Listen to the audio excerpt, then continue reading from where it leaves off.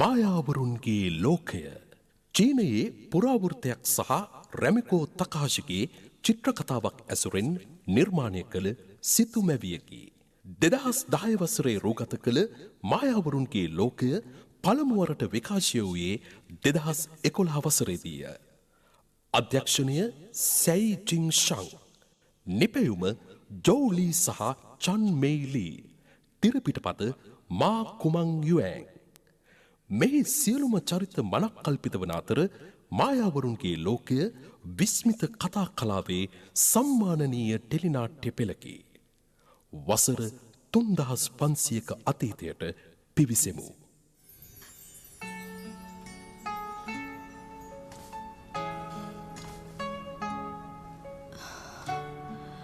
ඇයි වගේමයි. ඇය නැවත පැමිණියාද? පැවසූ අනාගත වාක්‍ය සත්‍යක් වේවිද? උත්තමාවියනි කුමක්ද? රජතුමා සැපත් වුණා. ඇයව නිදහස් කළා. නිදහස් කළා? එහෙමයි.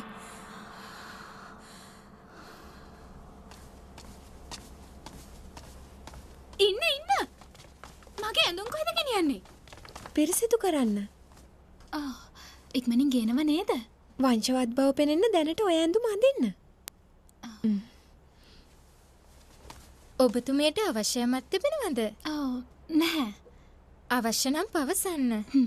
මේ මම කමුල් පාර දුන්න පුද්ගලයා කවුරුද කියනවද? අපේ අධිරාජ්‍යයේ අතිඋතුම් පෘන්ති රජු. ඔබ යන්න. හොඳයි.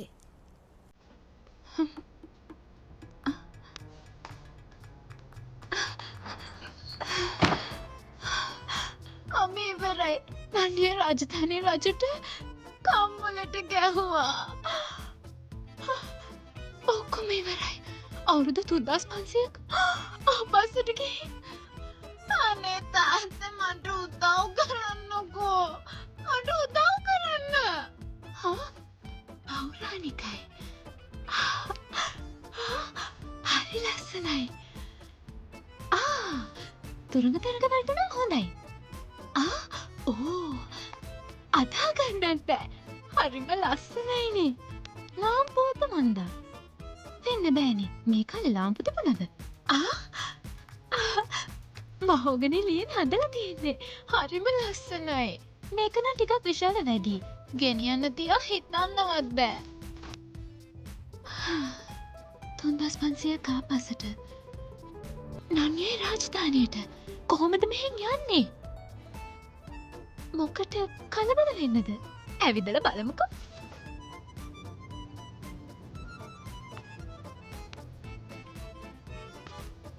මොයින් කොමකටද පෙම්න්නේ? උතුමාණෙනි, ඇයි ඒට සමාව දුන්නේ? ඔබනේ ඇය වරදකාරියක් කළේ. ඇය අපේ අධිරාජ්‍යයේ සොහොන් ගැබට ඇතුළු වුණා. මොයින් ඇගේ පෙනුම ගැන සිතුවේ නැතිද ඔබ? ඇගේ රූප ස්වභාවය වැදගත් නැහැ. තහනම් කලාපයට ඇතුළු වීම වරදක්. සමාව දීම නන්වියේ අධිරාජ්‍ය උසස් ගුණය පෙන්වීමක් නේද?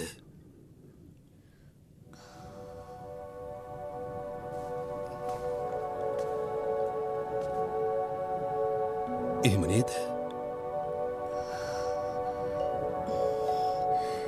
එහෙමයි.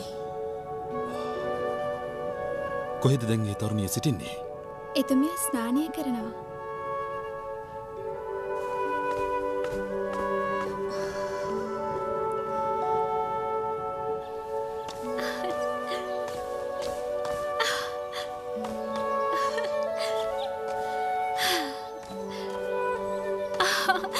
හැමදේම හරිම ලස්සනයිනේ.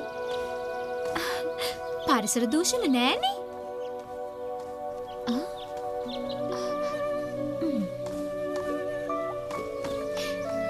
ඉන්න සාදරයෙන් පිළිගන්නවා. හරි කරුණාවන්තයි.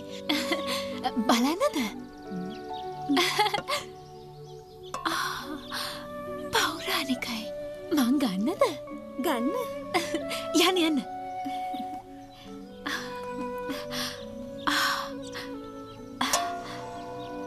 වටිනවා ඇති. මේක දැක්කම තාත්තා සතුටු වෙයි. ඒ ටික බරයිනේ.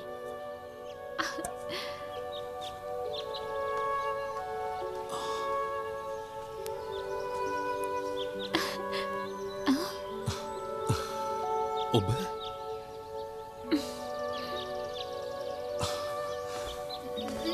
නෑ එන්න එපා. ළඟට එන්න එපා. සරත් කිව්වනේ ළඟට එන්න එපා. එපා. දන්නව ඔබතුමා රුන්ති රජු බව. ඒත් මම මේ අධිරාජ්‍ය නෙවෙයි. මම අධිරජ වුණත් ඇය වගේම මාව ප්‍රතික්ෂේප කළ දෙවිනි ඔබයි. මොකද්ද කිව්වේ? මේ තමයි. ඔබේ රුව නම් හරියටම ඇය වගේමයි. ඔය කතාව ආයි කිව්වොත් මම යනවා. මේක පළමු හමුව වෙනුවෙන් යන්නම්. නවතින්න. අතහකට ගන්න. හොඳයි. ඒ ගැන වද වෙන්න අවශ්‍ය නැහැ. මම ඔබට යමක් පවසන්නයි පැමිණි. ප්‍රණීත භෝජන සංග්‍රහයක් සෝදානම්. එයට සහභාගී වෙනව නේද ඔබ? හොඳයි. එන්න මේ පැත්තේ. හරි. ටිකක් ඈත් වෙලා ඉන්න. උතුමාණෙනි. පැමිණෙන්න. මේ පැත්තෙන්. මෙහින්. හරි. මේ මොකද? මෙහෙමද හැසිරෙන්නේ? කාරිනෑ. පැමිණ අසුන් ගන්න.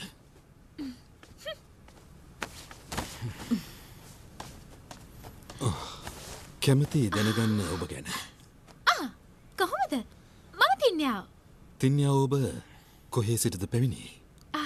ඇත්තටම ඒක තේරුම් කරන ටිකක් අපහසුයි.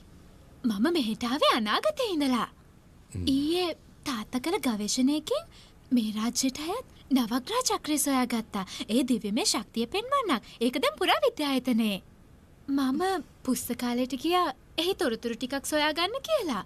කුතුහලය නිසා ක්‍රියාත්මක කළා විතරයි ඒකෙන් ප්‍රබල ආලෝකයක් නිකුත් වුණා. විදුලි කදම්බය වගේ දෙයකින් මාව ඇතුළට ඇදගත්තා. අන්න එහෙමයි මම අතීතයට ආවේ. චෝදනා කළා අනවසරෙන් ඇතුළු වුණා කියලා සොහොන් ගැබට. මතකනේ? මෙන්න මෙයා තමයි දඬුවම් කළේ. ඔබතුමා ඇවිත් මාව බේරගත්තේ. මම කියපු දේවල් තේරුණාද?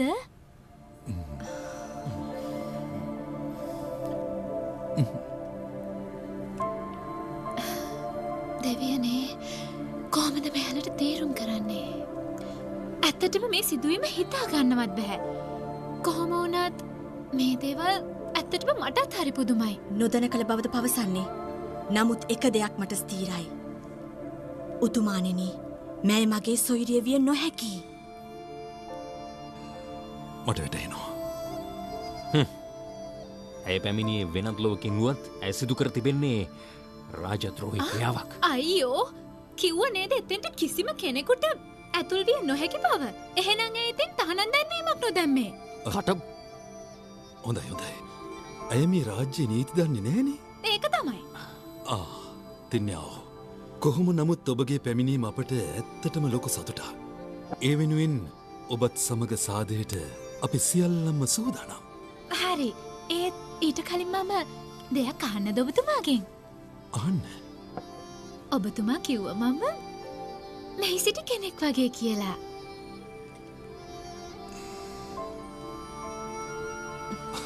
ඔබ හිටපු ෆොන්ටිෆෙක්ස් වගේ. ඇය ෂියන්යුවේ. ෂියන්යුවේ? දැන් ඇය කොහෙද ඉන්නේ? මිය ගිහින්.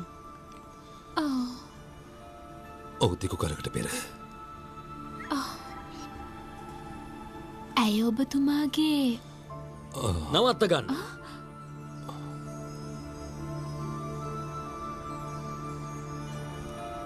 හද රජනිය.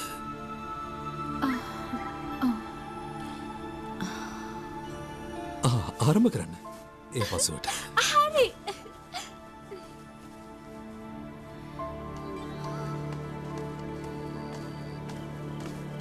ඒ ඇය නොවෙයි. දඬුවම් දෙන්න බැරි නම් මාලිකෙන් පිටමං කරන්න. හේතුව? හැසිරෙන්න දන්නේ නැහැ. සම්ප්‍රදාය හඳුනන්නේ නැහැ. සියල්ල විප්‍රකාරයි. තවත් රඳවා ගතහොත් ගැටලු මතුවේවි. ඒත් ඇය ෂියන්යුවේ වගේමයි. රුවෙන් පමණයි. නියුවා දෙවඟනගෙන් වරම් ලද මගේ සොයුරිය අසම සම වූ ශාන්තුවරයක්. ඇය විශේෂයි අන් සැමට වඩා. උතුමාණෙනි, ඇයව පිට කරන්න. උතුමාණෙනි, වසර 20ක් ගෙවුණා. ඇය මිය ගියත් ඔබට ඇයව අමතක කළ නොහැකිද? නොහැකි. උතුමාණෙනි, ඇයත් ඇගේ උරුමයත් දැන් සැඟව අවසන්. මගේ හදවතේ රැජිනිය ශයන්නිවේම පමණයි.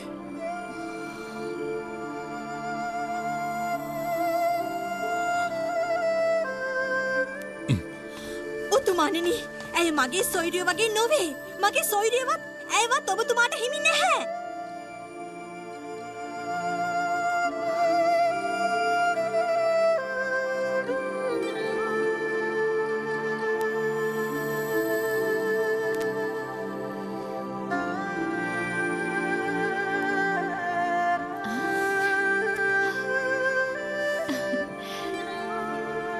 මේ කාලෙත් දියුණුවත්කම් කලාවක්. මම මේවා ගෙනියනවා. තාත්තා බොහොම කැමති වෙයි. උතුමාණන් සැපත්වන වගයි!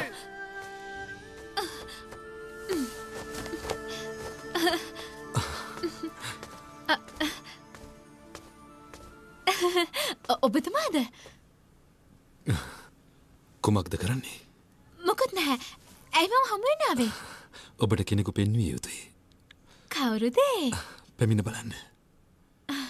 හොඳයි.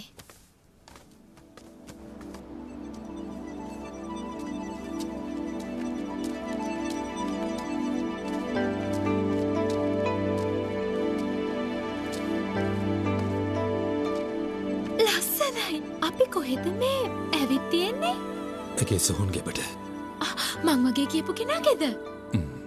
ඇය වසර 20ක් මෙහි නිසලව සිටිනවා. ගේම් බලන්න දේනම්. හොඳයි බලන්න.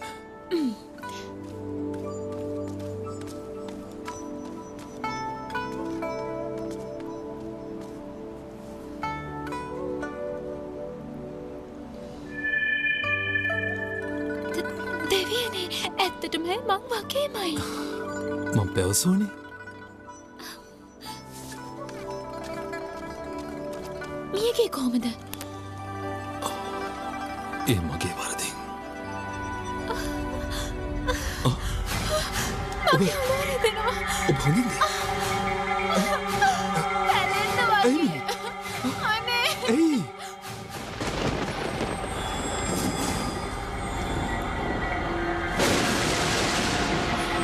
උත්තමාවියනි! උත්තමාවියනි! උත්තමාවියනි! උත්තමාවියනි! අශුභ දෙයක් සිදු වුණා. කුමක්ද? වීණාවෙන් නුහුරු සරයක්. මොනවා?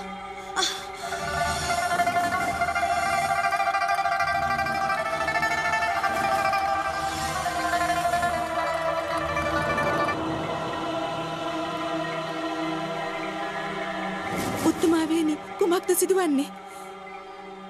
සියල්ල ගිලිහි යනවා.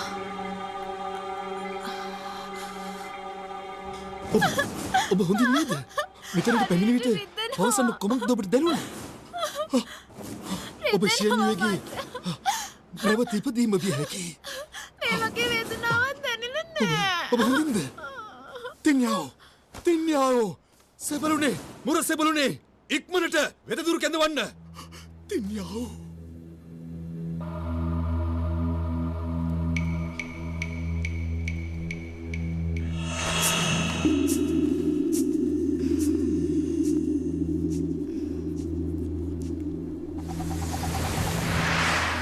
මායාදේවිට ආචාරය. කෝ මායාරචු? එතුමා මායාවිමනේ.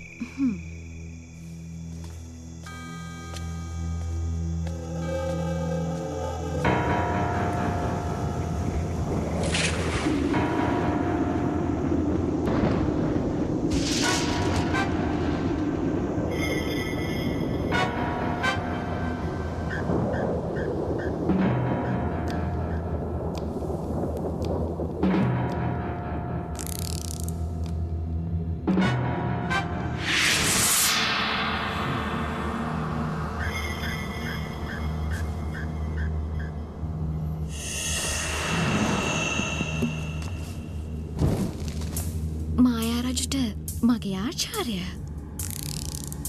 එය හැඟුණද? සුබ මුහුර්තයක්. මානවලව කුමක් සිදුවේද? පුරාතන අනාවැකියක්. දීප්තිමත් ආලෝකධාරා අහසේ දිස්සූ විට නන්යුවේ අධිරාජ්‍යයට ශාන්තුවරයක් නැවත පහළ වේවි. මායා පඳුර සමග තුන් ලෝකේම නපුරාතුරු දහන් වේවි. බලය බිඳේවි.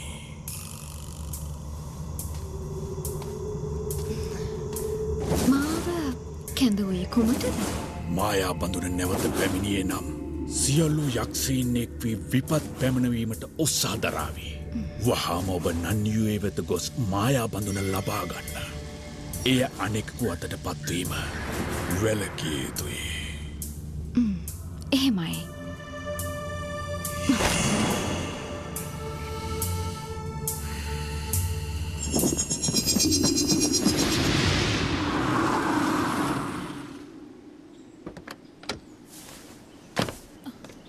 ඔබතුමා ඊට දුවාවද? මම ආවේ උදේ වැඩමුරේට. ඇයි ඇවිත් තිබෙනවා? කීයටද ගිහින් තියෙන්නේ? ඒ ගැන සටහනක් නැහැ. කතා කළාද? හැමතුම සම්බන්ධ වෙන්නේ නැහැ.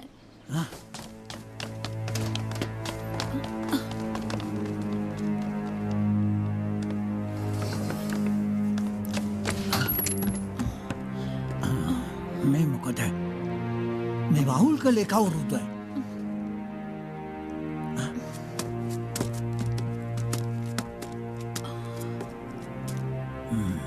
මේ බලන්න. නවග්‍රහ චක්‍රය අසුරල නැහැ. කවුරුද ඒ විවෘත කළේ? ගෙන් බලන්න. හොඳයි.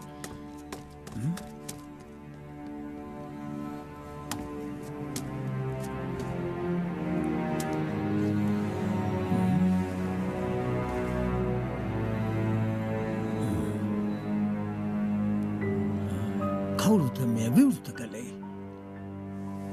දුවවද්ද?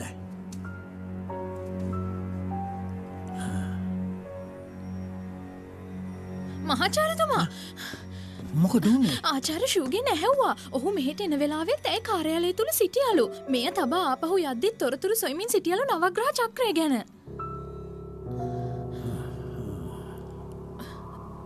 කරදරයක් නැතුව ඇති. ආරක්ෂකංශයට දන්වන්න. ඇගේ මිතුරේ ශියාවේ එහෙත් බලන්න. තේරුණානේ. තව ඇය යන්නේන් හැම තැනක්ම බලන්න. හොඳයි.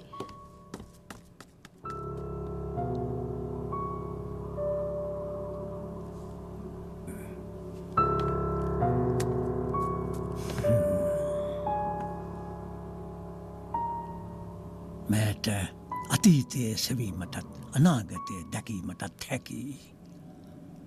ඇත්තටමය විය හැකිද? සියල්ල සිදුවේ මා දන්නා කරුණු අනුව නම් එය අදහාගත නොහැකි. ආශ්චර්ය ජනකයි.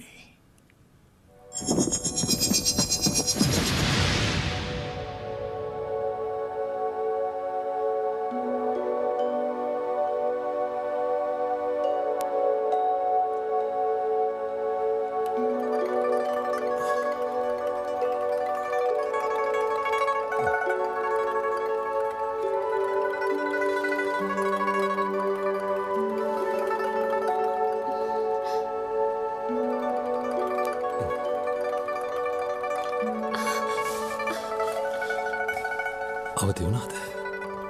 ඇයි මම මෙතන? මෙහෙමයි. ඔබ ෂේන්යෝගේ සොහොන් ගෙපට ගිය විට දීප්තිමත් ආලෝකධාරා ඇති වී ඔබ සිහිසුන්ව ඇද වැටුණා. පසුව මෙතනට ගෙනාවා. මට ඒ යන්තම් මතකයි. ඖෂධ පානේ රැගෙන එන්න. ඕනේ නෑ. ඇයි? මම වසදේවි කියලා සිතුවද? අපොයි නෑ. අසනීපයක් නෑනේ. මම සෞඛ්‍ය සම්පන්නයි. එහෙමද? හොඳයි. ඔබේ එවතුම් පැවතුම් සියල්ල ෂයන්යෝට වඩා වෙනස්. ඒත් ඊයේ සිදුවීමෙන් පසු ඔබගේ නැවත ඉපදීම් බව විශ්වාසයි.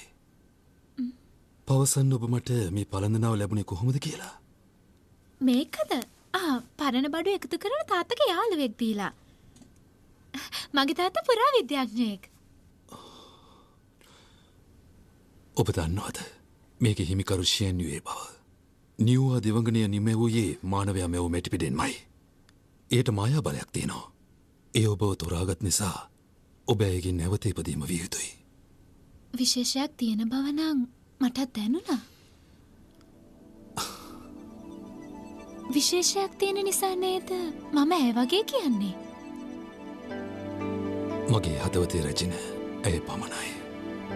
ඇය මියගේ මොනව වෙලාද? මම ඇගේ පුනර්භවය නම් මේ දැනගත යුතුයි. හොඳයි මං ඒ ගැන පවසන්නම්. මැටිපිඩක් ගෙන නියවා දෙවඟන යහපත් ලොවක් මෙව්වා. මේ ලෝකය ජීවීන් පිරී ගියා.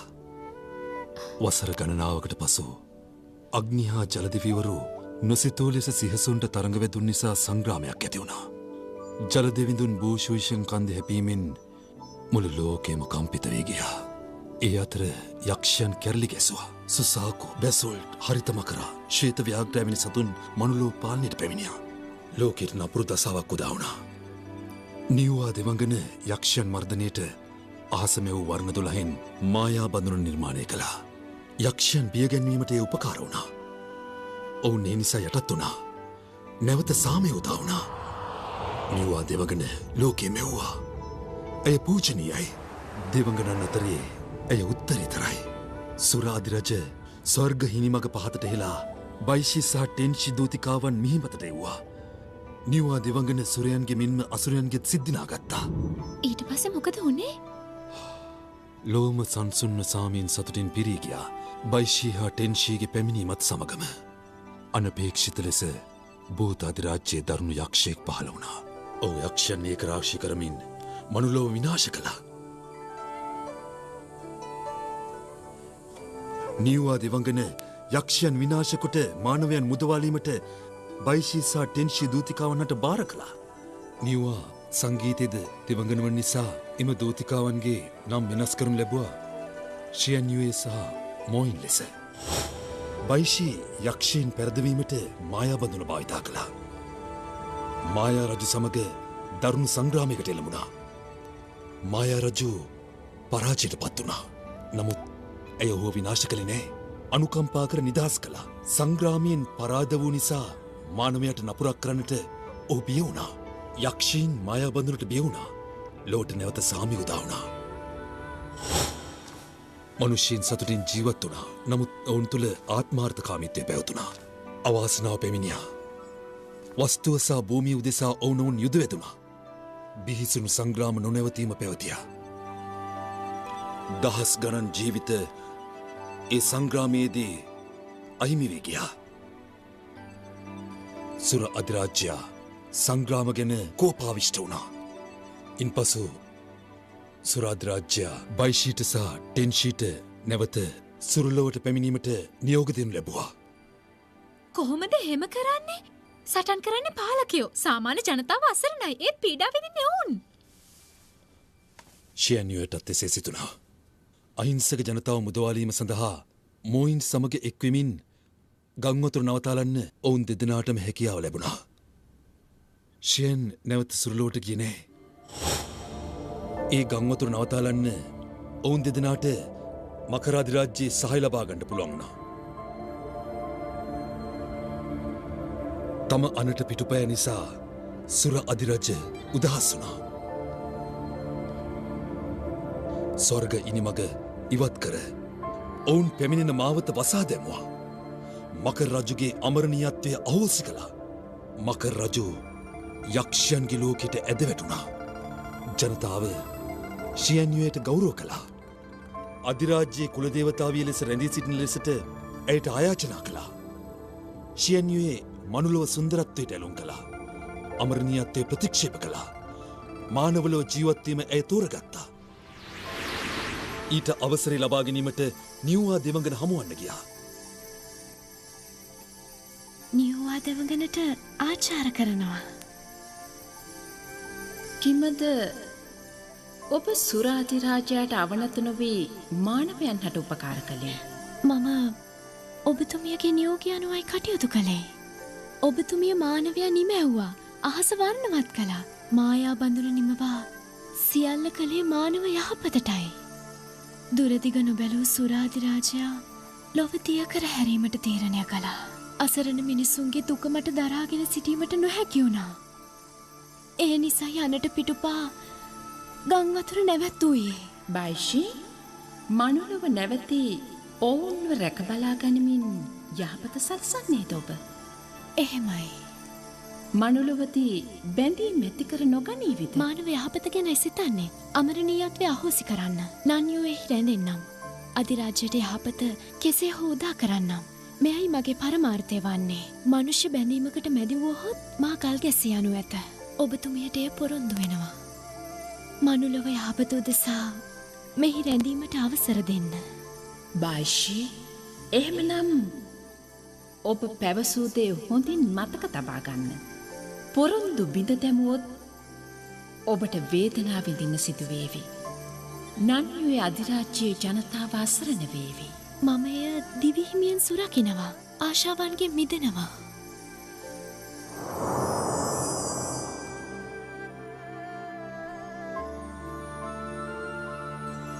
ඔබතුමිය කාරුණිකයි.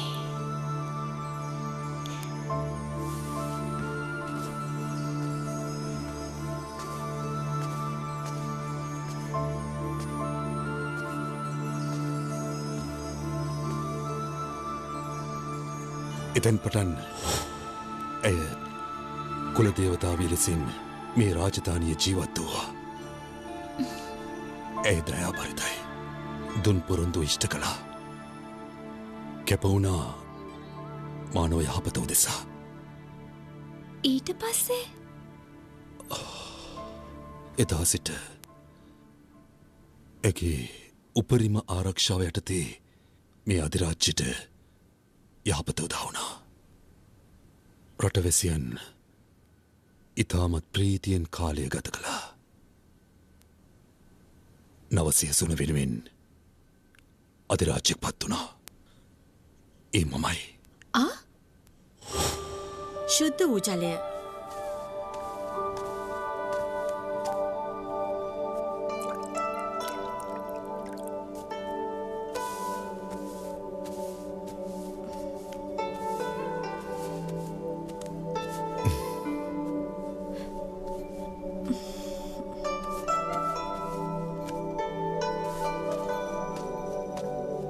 කුලදෙවගන සැපත්වන වගයි.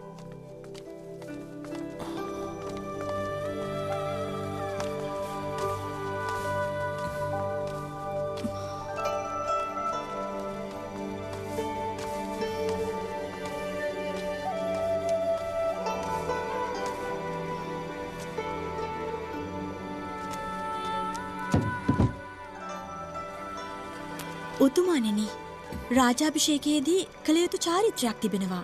නවග්‍රහ චක්‍රයෙන් අනාවැකි පළ කිරීමට කුලදේවතාවිය සූදානම්. ඒක සම්ප්‍රදායක්. ජනතා පරමාධිපත්‍යයක්. උතුමාණනි, මම නවග්‍රහ චක්‍රය ක්‍රියා කරවන්නම්. අනාගතයේ සුභාසුභ පිළිබඳව පෙනෙන දේ පවසන්න. හොඳයි.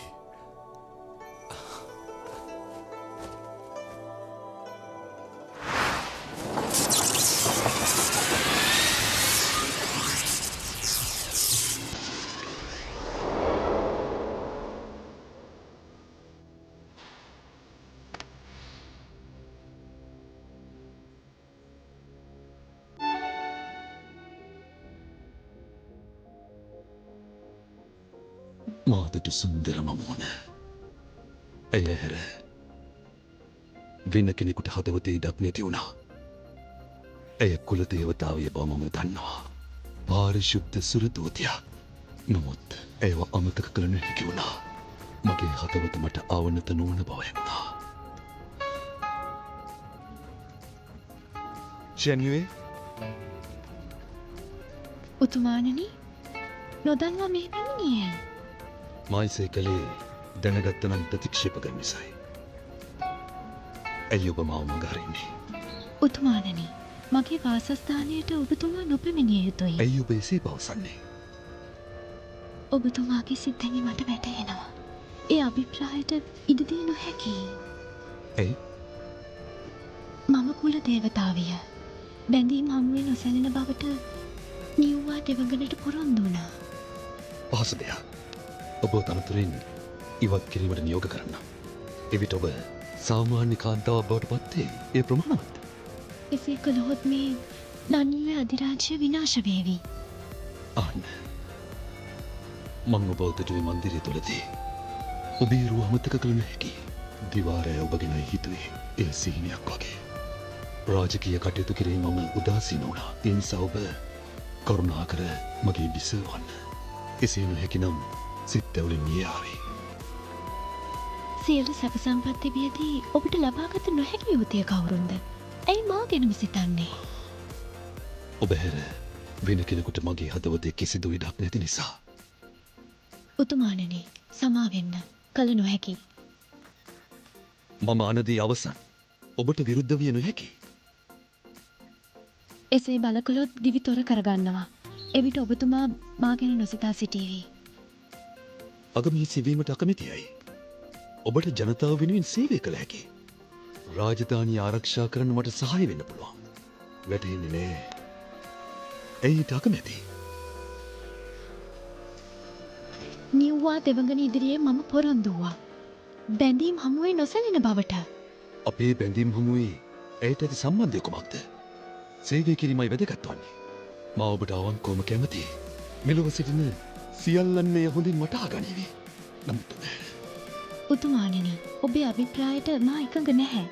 සමා වෙන්න. ඔබ වෙනුවෙන් මා පැවසුම් දේ සත්‍යයි.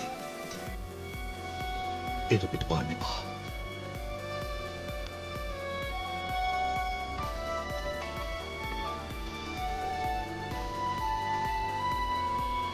එතුමා නැවත පැමිණේවි.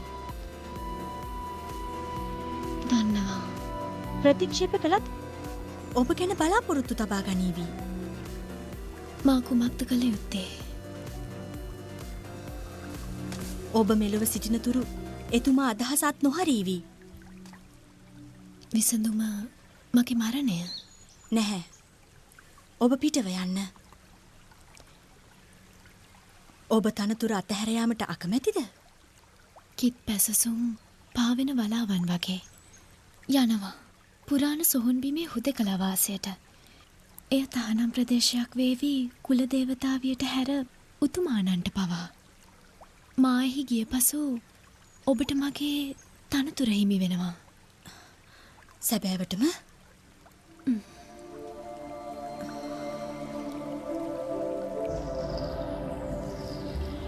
ඇය එම තනතුරෙන් ඉවත් වී නන්වියේ සොහොන් ගැබේ හුදකලා වාසයට පිට වුණා. මම එදා ඇයට බල කර නොසිටියානම්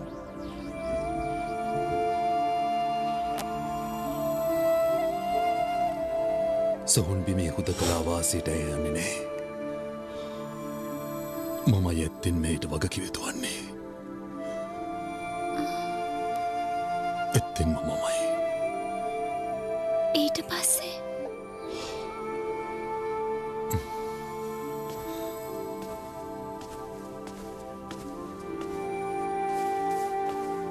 සිතුවා සිදුවුණු සියල්ලම යටපත් වේවි කියලා.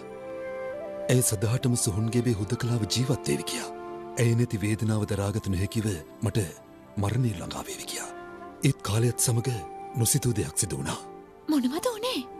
සිදු වුණේ ඇය හුදකලා වාසයට පිටවීමයි මායා බඳුනත් රැගෙන ඒ රහස දැන සිටියේ ඇයත් ඒ වගේ මමත් මොයිනුත් පමණයි. මේ අතර අර්ධ රාක්ෂයෙක් පහළ වුණා. අඩක් මනුෂ්‍ය අඩක් රාක්ෂ. ඔහුගේ නම වන්තියන්. වන්තියන්? අන්දකත් තියෙනවද? නිවැරදි. ඔහු තමයි. මොකද්ද කරේ? සොහොන් ගෙබට රහසේ ඇතුළු වී ෂියන්යුවේගේ මායා බඳුන පැහැරගත්තා. ඇය දින ගණනක් ඔහුව ලුහු බැන්දා. නිදි නැතුව? නිවැරදි. සිදු වූ දේ කිසිවෙකු දන්නේ නැහැ. නැවත පැමිණෙන විට ඒ අය සතු තිබුණා. සියලු කටයුතු වලින් ඉවත් වී වනවාසයට යන බව ඇය හදිසියෙන් ප්‍රකාශ කළා. ඇයට හිමි තනතුර බාර දුන්නා සොයුරිය ෆොන්ටිෆෙක්ස් මෝයින්ට. ඉතින් මොකද්ද උනේ? ඒ මමවත් දන්නේ නැහැ. ඇය දිවි පරදුවට තබා නන්වේ රාජ්‍ය රැකගත්තා එහෙනම්.